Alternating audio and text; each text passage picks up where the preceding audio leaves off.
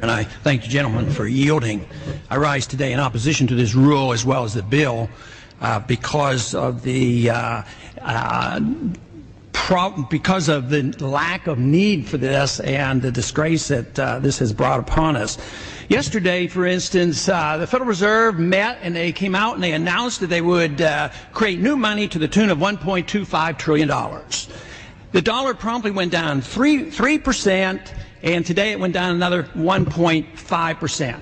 And today, we're going to come and, on emergency legislation, we're going to deal with $165 million of bonuses, which obviously shouldn't have never been given. But who's responsible for this? It's the Congress and the President who signed this. So this is a distraction. This is an outrage. So everybody can go home that voted for this bill and say, look, I am clamping down on this $165 million, but I don't care about the previous $5 trillion the Fed created and the $1.25 they created yesterday. Think of the loss in purchasing power in less than 24 hours.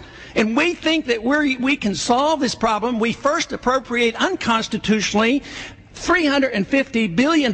We give it to the Treasury. We have no strings attached.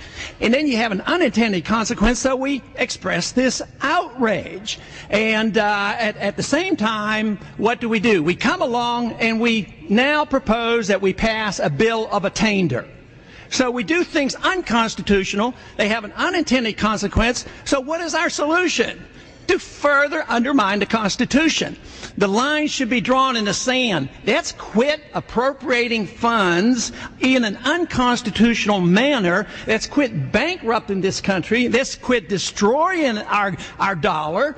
If you really want to do something, you ought to consider H.R. 1207, which would monitor and make the Fed answer questions. I understand the Fed and the Treasury were involved in a lot of these antics, and yet we're not even, the Fed is not even required to answer any questions. So it's about time we have an open book about the Federal Reserve and solve some of these problems. Time's expired.